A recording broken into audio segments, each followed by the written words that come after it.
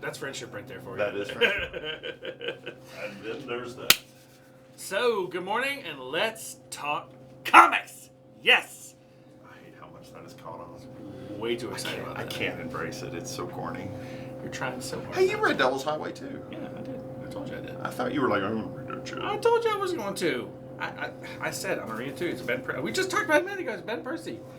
Okay, but I'm recreating the conversation because it was a good conversation. Good conversation. It's Way Ben to- Percy. way to- He's a great writer. So as Vince McMahon in this particular production, I am fining you for breaking character on camera. What the hell, man? So just you know how many conversations we've had off camera and then on camera? Like I routinely redo that. No, it's coming. I liked when somebody the other day called him Canal. I forget who I was talking to. Go ahead. Canal is coming. Yes, I'll Canal. pick this one up. Is that what it's called? Canal is coming. Do you say knife? I mean, do you say Canuck? No. No, but you say Canuck. You say Canuck. Yeah, but that's more the C. I thought that was with the C. Isn't that what it is with a K? Yeah, I managed to make you think it was with a K just now. It is with a C. It is with a C. Okay, It's good. definitely Okay, good. So, fine. So do you think Donnie Cates got a sperm joke in with the dripping? This like Null is coming and it's like at the top of the page. Here's the thing. I like Donnie Cates enough to think that he probably could have done this. Oh, I think Donnie Make Cates it totally. dripping, like it's jizz. Man, I think there's.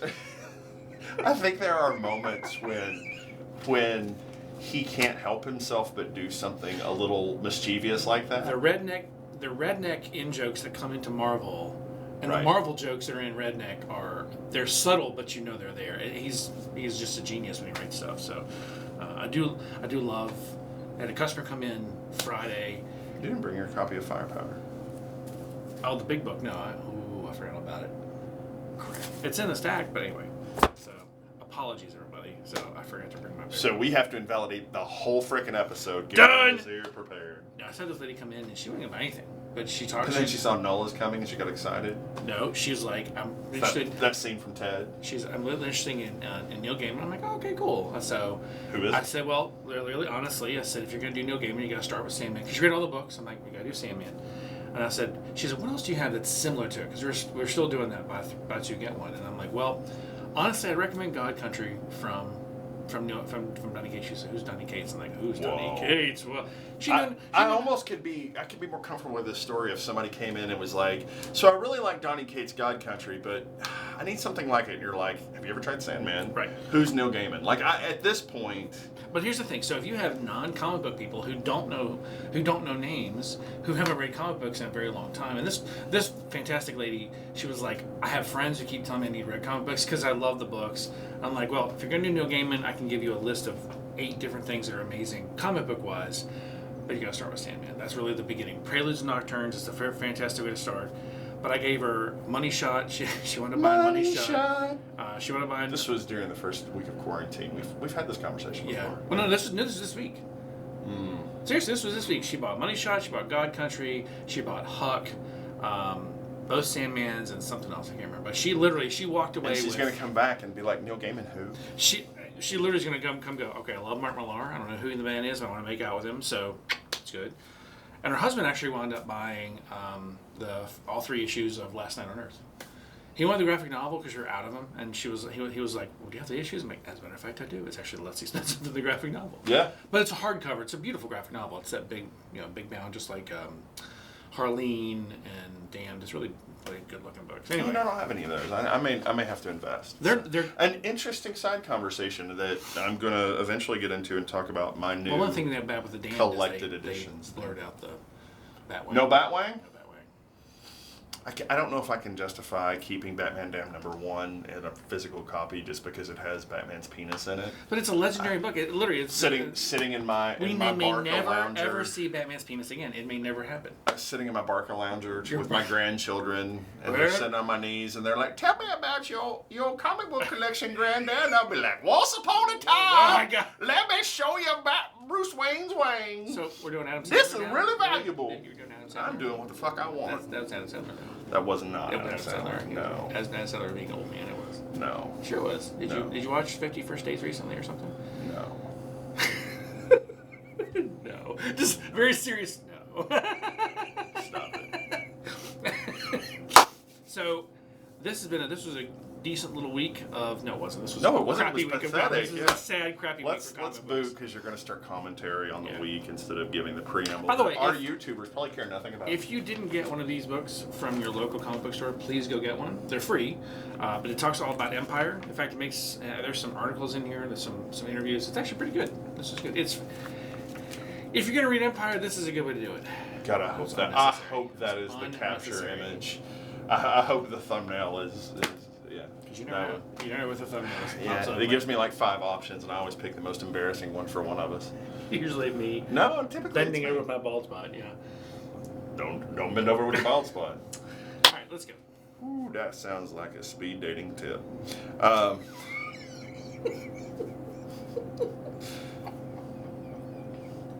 Hi guys, I'm David.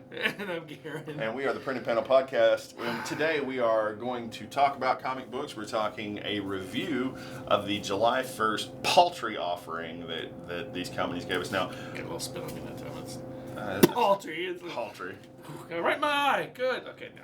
Hey man, as long as it's not another bodily fluid, just hush and go with it. So So I have 3 comics to your 5, so this is going to be a Garin heavy episode. well, technically you have 4 because you have both fire powers. Do you wonder? No, I have 3 with both fire powers. How's it? I didn't- Really, you have 3 with both powers? You never read all that? Okay, all right, fine. And want your damn Deutsche Markies. So, my Deutsche Marcus. Hey, by the way, guys, we're not wearing masks because we're not technically in public because it's just the 2 of us here. But both of us do support the initiative to wear masks. Now, I'm not going to say that it is coronavirus right or wrong, but at this point in time, unless you have a medical reason that you shouldn't be, just don't be a dick. Like, Wear your mask. be thoughtful of the people who feel like it's necessary, whether you think it is or not. It's not always about you, right? Is it not? It is not. Oh, okay. So no, it's not. Because it's all about me. But no, quite frankly, yes. Wear your mask. It's going to Kroger, I going mean, to if grocery you've store, got- wear your mask because there's If old you've people got- that could die. If you've got some, childhood trauma of having your face covered, I get it. If you've got asthma and can't breathe with it on, cool. Don't if you're rap. complaining because it makes your nose sore, shut the fuck up. Anyway, So let's as I lost us half our listenership with that let's statement. start with AWA Upshot, Devil's Highway, Ben Percy. Yeah. It was always number 1. Number 1. What'd you think? This was so opening scenes. I really thought it was a compelling read. Like, it hooks you into people talking in what looks like a truck stop to me, and sheriffs kind of come in and talk, Yeah. and they're looking for somebody, and the guy behind the counter is like, "I can't help you," and you think, okay, we're gonna follow the cops. No. And the next thing you know, the guy is alone in his diner / truck stop, whatever, and this fairly attractive young girl jumps up to the counter or up to the windows, Yeah. and it kind of scares him, and she comes in and starts screaming, "Help me, help me." He sits her down, he calms her down, and the next thing you know, the door opens and he immediately turns, and it's one of these, and his immediate reaction is run. Like, I don't know as a thoughtful human, unless somebody comes through the door with a knife or a gun in their hand, that there's much of anything that will make me just turn to Garin and be like, "Garin, run!" What was zombie? No. No zombie. So I'm kind of fascinated that this guy who has no context immediately knew to tell her to run. So I'm immediately hooked a little bit into I think it was the devil. Me saw the devil. right, something. Yeah, something super. What it said to me psychologically is whatever was there was such a clear and present danger to her and him that he immediately told her to run. Saw the devil. He This didn't. is clearly So- this is clearly a supernatural book.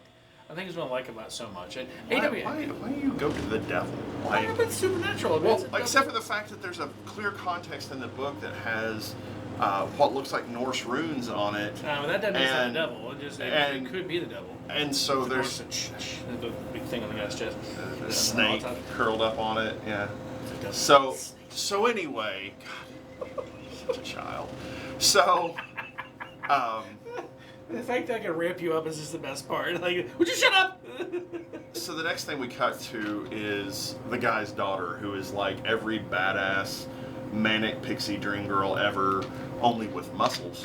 And Yeah, she's pretty tough. she shows up to obviously two, Andy and Mayberry analogs. It's Barney and Andy. Yeah. By the way, those are amazing NPCs to use in every D&D campaign ever. They're always the head of the city guard. Done it. It works. So she shows up and she pretty much bullies them into giving her the file, or gives her some time alone with the file to figure out what happened to her dad. Right. And then she sets about her own investigation. She goes to a store across the way from the truck stop and beats up a guy who's about to fondle her in exchange for letting her see the video, and leaves him tied up. And that's where the story takes this interesting turn, where this very Keanu Reeves looking guy shows up after her and views the same footage and deletes it and is like, don't worry about who I am, and leaves the guy tied up and walks away. And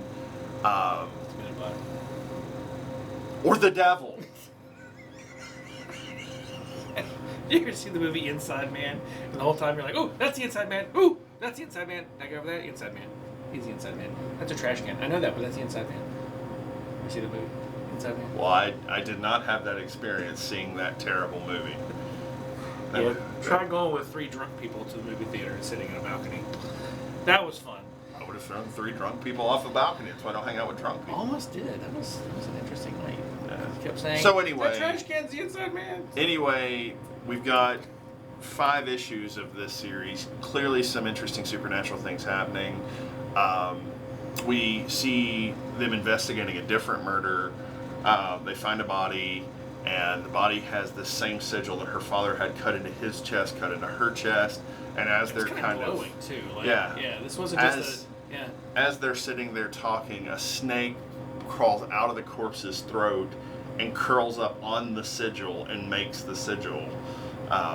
It was very this is gonna be really good. And I mean, obviously you're gonna say devils, which is Satan, blah blah blah, but I don't think so. I think we have some really cool occult pagan influences. I like the occult pagan stuff. I really do. It's fun to read because you're like, that's not real, but it clearly could be real.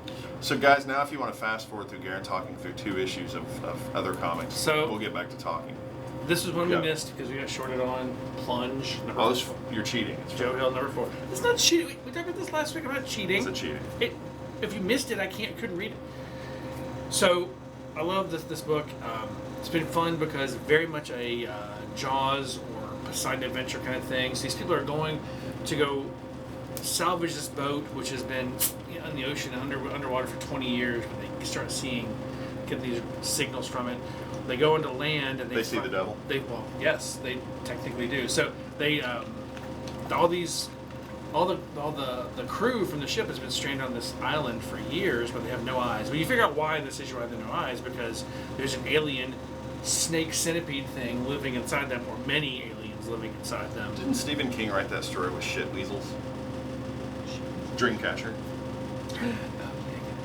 Anyway, but these are aliens that basically want to go back down to the bottom of the ocean to go get back in their ship and leave. And it's been great so far. I've actually really enjoyed Plunge. It's been a good run. Next. I feel bad when I cuss on the podcast because I think of Ben and his young daughters who he could be riding in the car with, listening to it, and all of a sudden he's going to explain the F word to them. I really kind of do feel bad about saying shit. Actually, Ben does have a nice family. Yeah, he really does. So Ben is just all around a nice guy.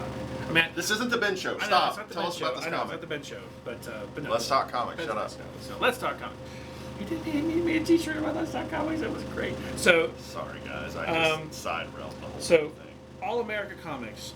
This is from Image. So we know the character America Vasquez from Marvel. She is the reality shifting badass. And she's Miss America. She's Ms. America, exactly. Miss M-I-S-S, Miss America. It's clearly her, just in Image Comics. She basically shifts through a dimension and she brings back this doppelganger of herself. It's this black and white doppelganger. And of course she beats the crap out of the doppelganger, sends it back to hell or wherever dimension it's from. the Avengers, this group show up.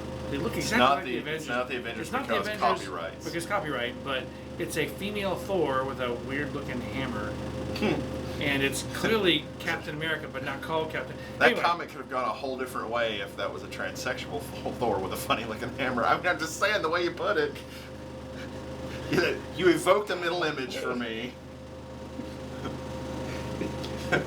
You evoked, really? That's what we're using? Evoked? Why are you making fun of my vocabulary today? I'm a word guy. I like words. All right, so it is her. I don't really understand why she's in this universe.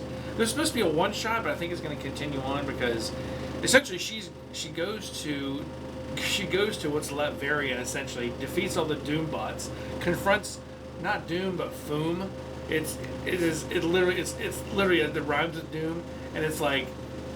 And Victor Von Doom or Dr. Doom is like, hey, she's Victor Von Doom, and really? it's like, get off my island, get off my place. You're not welcome here. She's like, I'll be wherever I want to be because I'm. Latveria is a landbound country. So. Yeah, but anyway, so this is a weird take on Marvel Comics from Image. It's strange. I don't know that issue 2 because it's really. It wasn't silly. That's not the right word, but you're like. Why am I reading a Marvel comic that says Image on the outside? So, because they can do that and get away with it. I thought it was gonna be a one shot. I don't think it is. So, but let's talk about now. Okay, let's go back just a little bit. See this book right here, the one that we reviewed. What, March? I have no idea. Whenever we got the advanced reader copy. Pre-COVID, we did this. You can actually look up in our list of episodes the Firepower. Yep. Advanced reader, and I think it was one of the first videos we did. I may be wrong, but we did videos next door, but this was one of the first we did over here, I think. Yeah. But yeah, Firepower was an amazing book. We both very much enjoyed it. Fantastic story. Do you want to rehash it? Or? Yes, I do. Let's rehash. Okay. So there's a few fun points that we may. I don't remember what we said about it before, really. Right. So Owen Johnson is the main character's name, and you open on Owen being Iron Fist. Yeah. Basically, with a slightly different story. So, Iron Fist story is him and his parents crash land in the Himalayas. Right. They're killed, and he finds Kunlun by accident. Owen Johnson actually seeks out. I don't remember the name of the temple, but anyway, Kirkman's version of Kunlun. Yeah. Or Avatar: Last Airbender, whichever one you want to call it. Because it's kind of both. Yeah, it's definitely Kirkman. There's no M. Night Shyamalan and Ba Sing Se. No. This is Kirkman's version of it, which is much better than the live action. Careful. I'm not sure it's better than Avatar. The animated was. So anyway, God, you were like squirrel trail today. I didn't even. We haven't had donuts in a couple of weeks. Anyway. So. God, you totally derailed me. Anyway, so he is intentionally seeking out this mystic master, Wayland.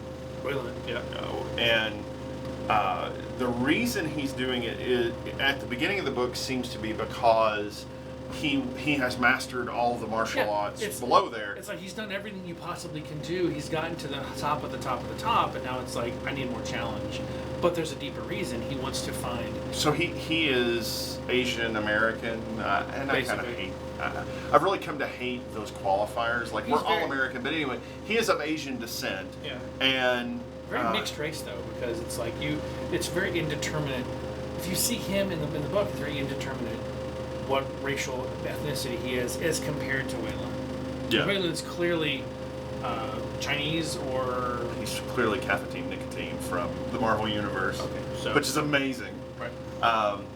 So he masters the martial arts. You find out that this former master, the master of the Flaming Fist, could throw fireballs. Hadouken, and fire would come out. But they're not able to do that, but they're able to use their hands to heat the water for a bowl of rice to make the rice activate. But they can't quite get over that hurdle of throwing fireballs. And every night, Master Wayland is in this little area, and he is basically throwing repeated moves at this pillar trying to produce a fireball. And But he just can't. he can't do it. Yeah. So, but he did steal Owen's iPod. He does. Yeah, that's his tribute as soon as he gets there. And the funny thing is, he goes through and he like pulls out all the trash as Owen has gathered the trash going up the Himalayas. Yeah. And he says, "What have you got for me?" And then he takes his iPod and says, "This is mine now." And then later they talk and he's like, "I was really glad to see Radiohead had more songs." So. But this is Kirkman's genius. Ultimately, you find out that the reason Owen actually went up the mountain and the reason that he was learning martial arts is so that the master at each dojo would answer a question about his parents. His mom and his dad, his actual genetic mom and dad, belonged to the Scorched Earth clan? Scorched Earth clan. And what they want to do is release a dragon from inside this city that they're the protectors of, and the dragon will then help them destroy the earth by fire. Right. I mean, that's a goal. We're seeing that storyline in Batman Beyond right now. But again, this is Kunlun, and this is Agents of Atlas. I mean, this has been around the concept's been around for a long time. So, Wei Lun decides that it's okay to train Owen, even though he is descended from, because he clearly doesn't know, because no person who knew that they were of this clan would show the picture in this dojo. And so Wei Lun tells him what he knows about the mark, the tattoo that his mom has, and that his dad used to be a student, and his dad was seduced by his mom, which I kind of suspect isn't the case, and basically Vadered it, seduced to the dark side because booty. Because if something's going to lead me to the dark side, that's going to be what it is. Cookies. They have cookies in the dark side. So I've heard that. I don't know, like come to the dark side and you get to play with Natalie Portman's breasts. I mean, that's much more. I don't eat cookies, so. That's true. You're not a cookies and cookie guy. Yeah, so. That's true. That'd be more entertaining for you. And I don't want to like. Cookies. Good cookies only last. I don't want to like objectify Natalie Portman, but even like come to the dark side, you get to date Natalie Portman would be enough for me to be like, give me my red light. And yeah. So. Yeah, like I don't even mind burning in lava at that point. Like, it's cool. I'll be robotic. It's fine. Everything's fine. So, had a little thing for now. Where did this go? What? We're talking about comic books. How did this get here? What? How did we get here? Well, let's take the series of events where it started. I'm being open and vulnerable and talking about myself. Wow, you're talking about yourself. That never happens. Okay. So David wants to date Natalie Portman, who I think is married and happily. Not really, guys. I'm kidding. So, totally kidding. No, totally kidding. Not at all. Yeah, she's a vegan. That's a problem. Is she really? Yeah. Good for her. I might follow her on Instagram. So, if you're still listening to the show or watching the show, the Scorched Earth clan brings this brilliant dirigible, and they're going to attack the temple, and it looks as if they're very Scottish-looking, red-haired, anglicized leader. I mean, I'm fine with a white dude being a bad guy. As a matter of fact, I think that should be the standard. Is beating up Wei Lun, and people are dying from the temple, and suddenly Owen, of course, throws a fireball. Okay. And he's finally figured out how to do it. I think he figured it out earlier. He just hadn't done it because he didn't want to be that guy. And the Scorched Earth clan retreats, and the book technically ends there on that story. And the next splash page in true Robert Kirkman Invincible style is 15 years later, and I'm like, what the hell? 15 years later. Yeah. Yes. So Owen is back in presumably the States, and he has he went two back home kids. after this big battle. After his master was killed, he went back home. And he's married, but he's not married to the girl he really liked at the temple. Because she was killed. But you don't see that in the battle. No, you don't see it in the battle, but you see it because they talk about it in here. They talk about it. So did I skip ahead too far? Yeah, you really kind of did. I would want to wrap that one up and then start this one up, but some of us are freaking uncoordinated here. So Owen's going to light a barbecue to do a seemingly normal, thing, and there's a ninja in the bushes, and he clearly knows it's there, and the pilot light on the girl's not, and so he flicks his fingers and fire comes out. Right. And the girl's lit. And that's where the book ends. It's amazing! Like, Kirkman threw so many brilliant hooks into it. Like, this is the Robert Kirkman I love. This is the Invincible Kirkman. Invincible, or even Walking Dead dropped in those story hooks. So I have a theory. This is just my theory, because after reading this, I do believe this is set in the Invincible universe. Because in Firepower, they talk about other people in the wide world. I think they're talking about superheroes. Do you? I didn't catch that. I think they were talking about superheroes. I want to say it's set in the Invincible universe. Now, I don't think we're going to see Invincible in these books, but we could. So we could see Omni-Man or some of the, or Science Dog. No, Science Dog was a comic book. Science Dog was a comic. I don't think it's in the Invincible universe, but I'll be really glad if it is. It'd be really cool. So this is the Firepower. Oh! For those of you who didn't pay attention to this, and I'm holding this up for the camera on YouTube. Those of you listening only on the podcast, and I don't know our listening numbers, so I assume they're growing, but they may not be. Firepower: The Prelude, Volume 1, is a full-size graphic novel. It was $10. It's essentially 4 to 5 issues. Is really what it is. It's a nice read. Of all the $10 comics I've bought in the past 6 months, it's my absolute favorite. Yeah. Because we keep, for some reason, buying stupid freaking 80th anniversary books that are $10. This one actually is a full story. So yeah. So the cool thing is, since Free Comic Book Day got buggered by COVID-19, they absolutely forgot. Literally buggered. Yeah. We left it on it. Yeah, I'm gonna go take care of that. So. I'm sorry, Heather. We left the machine on. I apologize. So she gets really angry about that because there's a hum the whole time. So anyway, so yeah, COVID-19 kind of messed things up for Free Comic Book Day. So Free Comic Book Day, they're releasing the stuff that is printed over the course of all the weeks in July. Yeah. So what's interesting is Free Comic Book Day. All the product was printed. Yeah. It was all sitting in the warehouse. So literally, and instead of them trying to rush it all out and have it all in one Free Comic Book Day, Diamond, in their infinite wisdom, decided that they were going to suggest doing Free Comic Book Days, as in literally July through to September, the beginning of September. They're going to do a 6 or 8 weeks worth of Free Comic Book Days. You'll be able to get 2 or 3 books, and that's it. So Negan Lives came out this week. Yeah.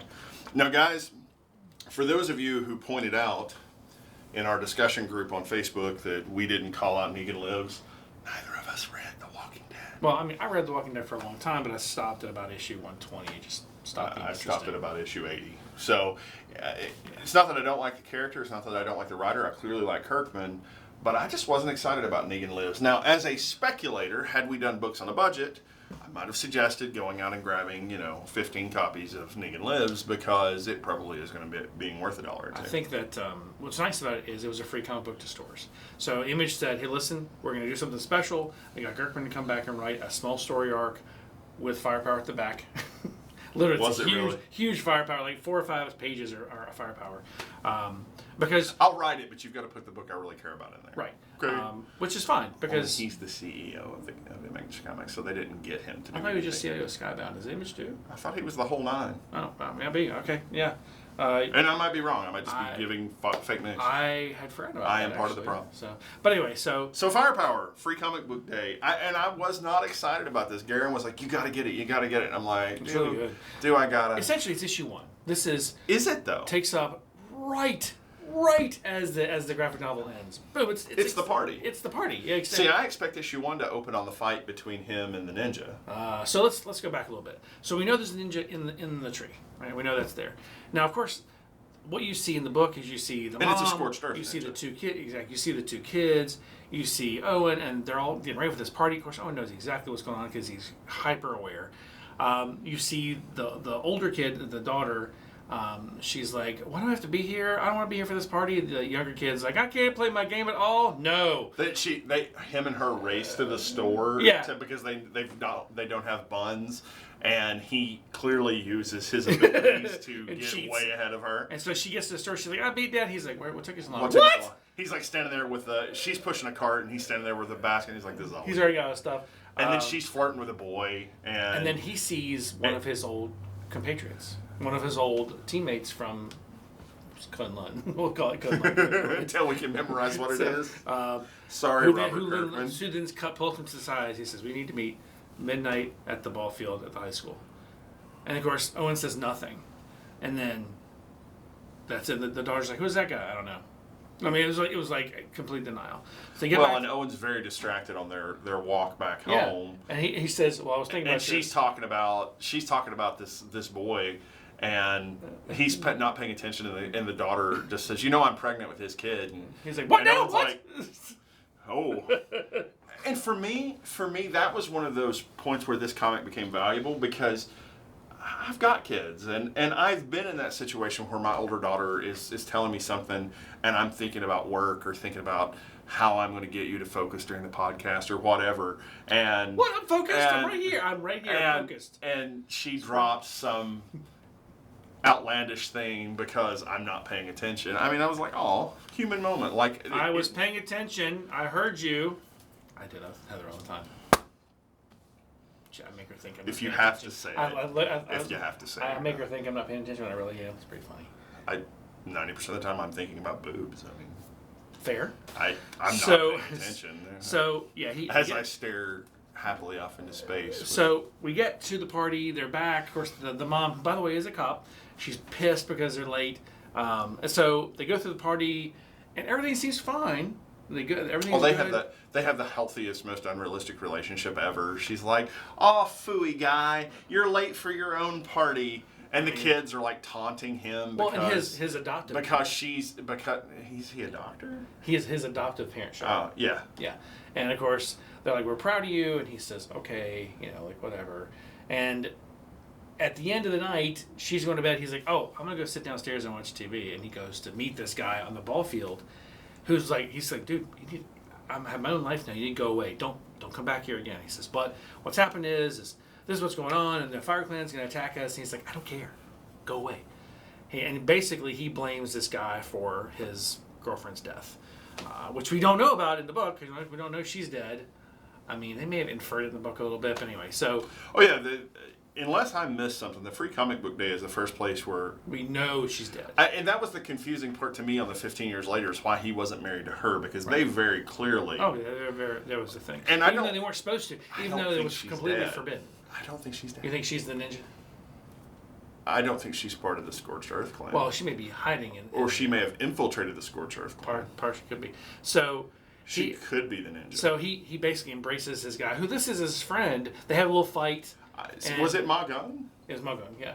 Who, not the evil one, but one of the good guys. Who are those? So Ma Gong was his rival in. Yeah, Ma Gong is in charge. The Temple of the Flaming Fist, which actually is the name of the place. Welcome to the Temple of the Flaming Fist. But Ma Gong stayed. This guy came to find him, knowing full well what needed to happen. And Ma Gong didn't like him. I mean, basically, he was an outsider. He was basically see the movie Tokyo Drift of the Asian guy being like Gaijin. I mean, like it just that whole vibe is the rivalry between Ma Gong and Owen. Of course, is better at drifting. Oh wait, no, better at fighting than Ma Gong, and of course, naturally, he has the ability to throw fire. So anyway. He goes back home after saying, "Hey, listen, I can't do this. I've got a family now." And so he goes back home and he climbs in bed, and you see this ninja hovering on top of the ceiling. And of course, he literally is his eyes wide awake. He knows full well the ninja's there because he kind of turns and looks. So the question is the ninja going to go out, or is this going to literally be issue 1 panel for panel, or is issue 1 going to pick up at the a few days later, and the story actually unfolds? I hope that's not issue 1. Well, in the back, we see issue 2 advertised for June the 3rd. And we see issue 3 advertised for July the 10th. Well, yeah, because originally... This was May. May. Well, no, originally what was supposed to happen is this was going to drop before Free Comic Book Day with issue 1 in the same day. Right. And then this would have come out for Free Comic Book Day. This was issuing the same day as Free Comic Book Day. That was supposed to come out. No. Was it supposed to issue a week before? I actually, yeah. So I think it's actually 2 weeks before, but originally this was going to be end of April. That's right. It was. You're right. Yeah, That's right. because I was getting this for my birthday. Yeah, that was and good. Yeah. this and issue 1 in the same day, and then it's issue 2 through 6, and then we get volume 2. Right. And so it's really interesting that things have come out kind of not in sequence, which is why I don't think this is issue 1, because I think we would have already had an issue 1. And this is basically a flashback to the party that so you more don't than likely see. this might be issue 1, and issue 1 maybe issue 1 is more of the story. It's possible. Like when issue 1 actually fully comes out. This is going to be pre-issue 1. So we have Firepower, and then we have. And now I have no idea when we're actually going to get issue 1. Well, I can look it up. It's pretty easy. Yeah. So Firepower, even the free comic book day version is pretty great. This was. I am very excited about this book going forward. What Kirkman did for superheroes in Invincible, he's about to do for the Kung Fu book. Yeah. Or has done for the Kung Fu book. Yeah. It's really, really well written. And I also don't think, and if you look at the front of the trade, that's my Gong. Yeah. That's Wei Lun. I forget her name. And there's Owen down the bottom. There's Owen, and then there's the very anglicized villain who you can't see his face. Which I fully expect to be his dad. Ninja. I mean, could be. Yeah. Fully expect. So, last one for the week for me. Last one, you just had yours, is Olympia number 5. This is wrapping up. It's a double-sized book. They probably could have done this in 6 issues and not 5, but I think they kind of rushed it a little bit at the end. So, Olympia, he literally he's now what's happened is his evil rival, Klin, is on Earth. Klynn. Yeah. Really, I think that's what it is. So, pretty sure that's what it is. So, Klin has come to, and it's his brother, and he's come to defeat him, and of course he's like, you can't defeat me. And of course, the whole time you're realizing that these are literally made-up characters in this one guy's head. This is what's happening.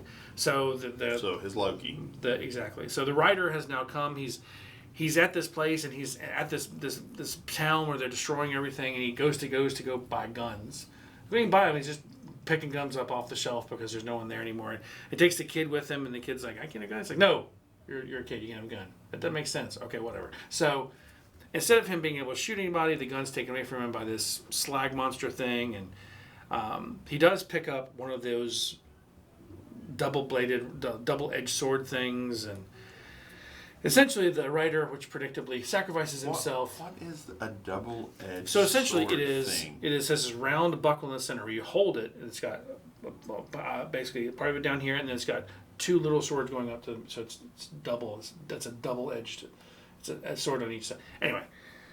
Dude, I own way too many knives and a whole bunch of guns, and I've never seen a buckle with blades. No, I don't need a visual guide. I will show you what it looks like. We could just open the comic. We don't have to draw a picture. But I'm good. Anyway, continue. Anyway. The writer sacrificed himself predictably. We knew the writer was going to sacrifice himself to die. They immediately fade out of existence. The kid picks up the sword, and in order to take down the Loki, the evil villain, he has to destroy this artifact.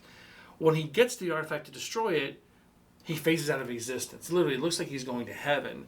What's happening is... The kid, because remember, the kid is the crux. The kid finds Olympia. The kid is one who has to go to find the writer. He's the crux of the story. When he does this, he sees his parents, because remember, he sees his dad. His dad's been dead for since he was a little kid, and he's very young. And he sees his dad, and he sees his grandparents, and they're like, you got this, it's fine. We're going to send you back. He's like, I'm in heaven. It's like, no. We're going to send you back so that way you can finish.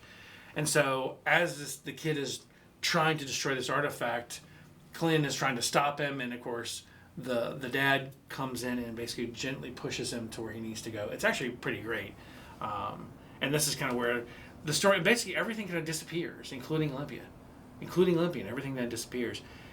The mom, who's a nurse, comes and rescues him, and it flashes forward to years and years later when the kid is an adult. He's got his own kids, and he sees a meteor come down, and he realizes, as he's looking at his own home, he's still got this Olympian sword. So he knows it really happened. You know, it wasn't made up. We're thinking there'll be a volume 2 because it says the end ? So we don't know. Yeah. Just for the record, I hate any book that's like the end ? Yeah, it's kind of corny, but you know, I like this book. It was good. It's a good story. So maybe you'll find a graphic novel in your stocking this year. I hope not. I want nothing to do with that. Please, God, no. So it's a light week. This was not much going on, and really, one of my books was from the week before. So I still didn't have Strange Adventures. Eventually, I'll get to read that one. So, yeah. Anyway. So, anything else? No. For our reviews episode is short and sweet. The fact that we managed to stretch 5 issues into 33 minutes is not bad. Not bad at all. Because you kept talking about Natalie Portman, so, you know, you're a creep. Anyway, so, weirdo. Don't talk about Padme like that. I'm just saying.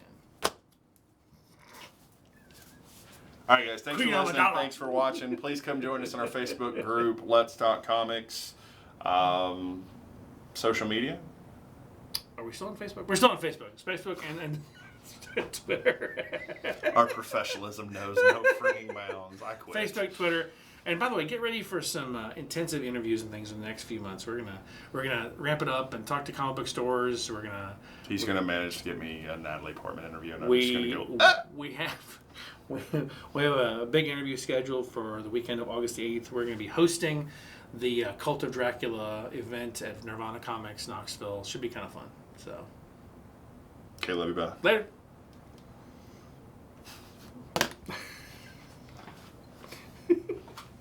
I make it normal, you make it weird. I made it weird? How I make it weird? Why I wasn't. Batman Adventures #1 worth money? That's Batman Adventures Annual. It's the first appearance of Ricky Rocket or Rocket, whatever. It's the chick that's on the rocket thing. That's your first. It's $40 Sounds book. very pornographic.